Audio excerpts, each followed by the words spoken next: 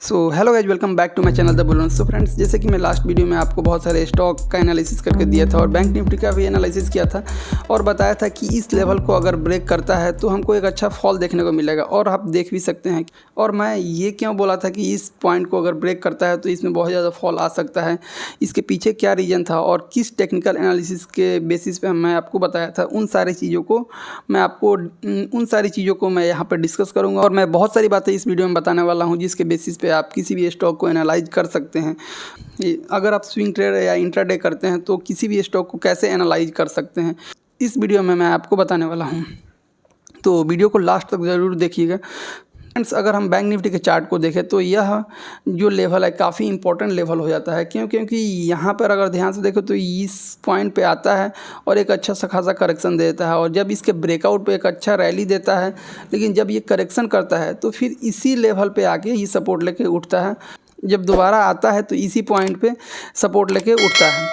तो अगर हम इसमें ध्यान से देखें तो यहाँ पर एक ट्रेंड लाइन ड्रॉ हो रहा है, और इस पैटर्न को अगर ध्यान से देखें तो यह एक डिसेंडिंग ट्रायंगल का पैटर्न फॉर्म हुआ है। और इस स्टॉक में ऐसे भी अगर हम ड्रॉ करें तो यहाँ पर ट्रिपल टॉप पैटर्न भी बन रहा है।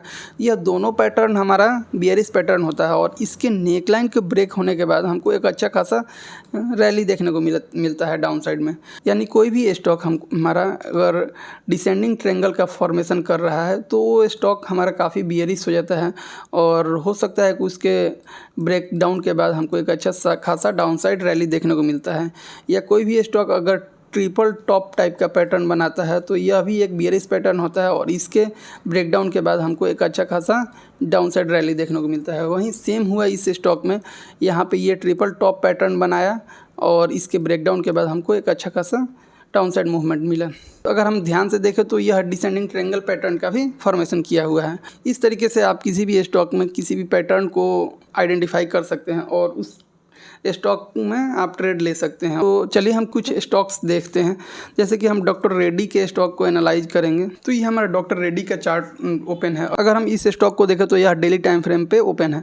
तो अगर किसी भी स्टॉक को एनालाइज कर रहे हैं, अगर आप स्विंग ट्रेड के लिए किसी भी स्टॉक को एनालाइज कर रहे हैं तो उस स्टॉक को पहले आप वीकली टाइम फ्रेम पर उस स्टॉक को देख लें कि उसमें ट्रेंड क्या चल रहा है। क्योंकि जो मेजर ट्रेंड होता है वो हायर टाइम फ्रेम पे ही डिसाइड होता है।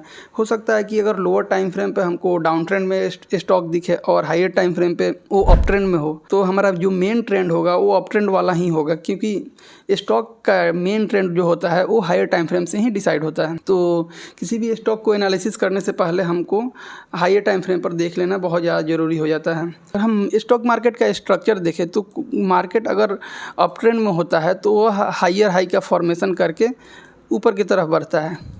हायर हाई यानी पहले एक रैली देता है, फिर एक करेक्शन लेता है, रैली देता है, करेक्शन लेता है, रैली देता है, करेक्शन लेता है। जैसे ही वह मार्केट डाउन ट्रेंड में होता है तो वह एक डाउन साइड मूवमेंट देता है, फिर एक अप ट्रेंड में थोड़ा सा पुल अप देता है, और फिर डाउन साइड फिर मूवमेंट कंटिन्यू करता है, फिर पुल अप देता है, फिर एक डाउन साइड मूवमेंट कंटिन्यू करता है। तो इस तरीके से कोई भी स्टॉक अप ट्रेंड या डाउन ट्रेंड में मूवमेंट करता है।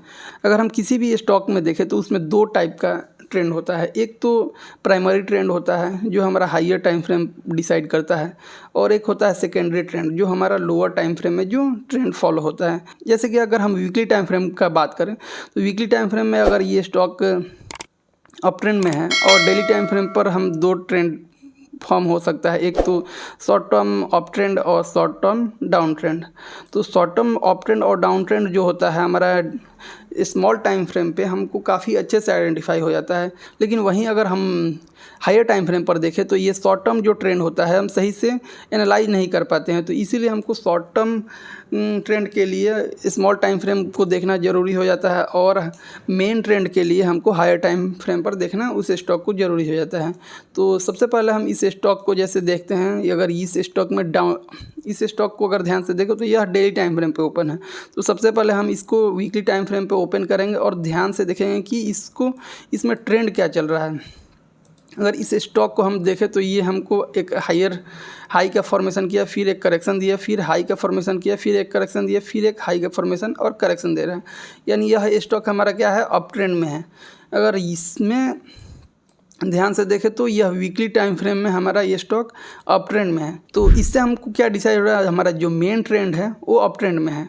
हो सकता है कि ये डेली टाइम फ्रेम में डाउन ट्रेंड में हो, या आवरली टाइम फ्रेम में डाउन ट्रेंड में हो, या हो सकता है कि डेली टाइम फ्रेम में भी अप ट्रेंड में हो। अगर यह वीकली में अप ट्रेंड में हो और डेली टाइम फ्रेम में भी अप ट्रेंड में हो, तब हम इस स्टॉक में एंट्री लेने का सोच सकते हैं। या अगर डेली टाइम फ्रेम में अगर डाउन ट्रेंड में हो और वीकली टाइम फ्रेम में अप ट्रेंड में हो, तो इसमें हम एक सपोर्ट को आइडेंटिफाई करेंगे कि किस सपोर्ट पे हम इस स्टॉक में एंट्री ले।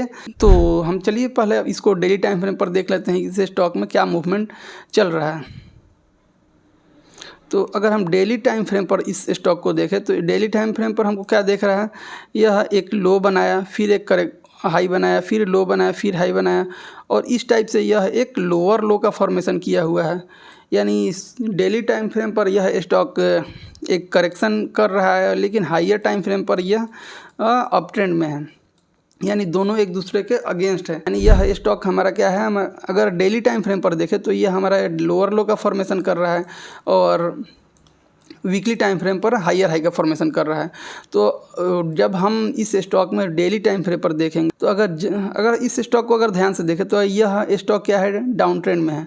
तो अगर किसी भी सपोर्ट पे अगर यह डब्ल्यू पैटर्न या डबल बॉटम या ट्रिपल बॉटम इस टाइप का फॉर्मेशन करे, अगर इसको ब्रेकआउट दे, तो तब इस स्टॉक में हम एंट्री ले सकते हैं। क्योंकि यह स्टॉक का हमारा हाइयर टाइम फ्रेम में अप ट्रेंड में है, तो लोअर टाइम फ्रेम पर अगर कोई सपोर्ट हमको दिखता है तो वहाँ पर हम इसमें एंट्री ले सकते हैं और हम हाइयर टारगेट का वेट कर सकते हैं। तो इस तरीके से हम किसी भी स्टॉक को एनालाइज कर सकते हैं। सबसे पहले हम हाइयर टाइम फ्रेम पर जाएंगे और उसमें ट्रेंड देखेंगे कि क्या ट्रेंड चल रहा है। फिर उसके हम लोअर टाइम फ्रेम पर जाएंगे और उसमें देखेंगे अगर ट्रेंड क्या चल रहा है।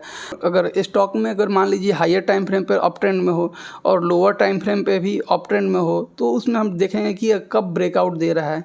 ब्रेकआउट के बाद हम उस स्टॉक में ट्रेड करेंगे। जैसे कि इस स्टॉक में अगर हम ध्यान से देखें तो ये वाला जो हमारा लेवल है वो काफ़ी इंपॉर्टेंट लेवल है, क्योंकि इस लेवल के पास जब भी स्टॉक आता है, क्योंकि जब भी इस स्टॉक इस लेवल पे आता है एक फॉल दे देता है, जब भी इस लेवल पे आता है एक फॉल दे दे रहा है। तो इस लेवल को अगर ब्रेक करता है तो हम इसमें एक अच्छा खासा रैली देखने को मिल सकता है। तो किसी भी स्टॉक को एनालाइज करने से पहले हम उसके पहले हाइयर टाइम फ्रेम पर देखेंगे और उसके बाद उससे लोअर टाइम फ्रेम पर उस स्टॉक को एनालाइज करेंगे कि दोनों में ट्रेंड क्या चल रहा है। और अगर हम सपोर्ट और रेजिस्टेंस को फाइंड करेंगे उस स्टॉक में कि किसी सपोर्ट पे अगर वह बुलिश पैटर्न का फॉर्मेशन कर रहा है तो उसमें हम एंट्री ले सकते हैं और हमारा उस तरीके से हमारा स्टॉप लॉस कम होगा। तो आज के लिए बस इतना ही। अगर आपको वीडियो पसंद आया तो चैनल को सब्सक्राइब कर लीजिएगा और वीडियो को ज़रूर लाइक कीजिएगा। इससे क्या होता है, हमको मोटिवेशन मिलता है कि नेक्स्ट वीडियो बनाने का। और जल्द ही हम एक नेक्स्ट वीडियो लेके आएंगे जिसमें हम और भी बहुत सारे स्टॉक का एनालिसिस करके देंगे।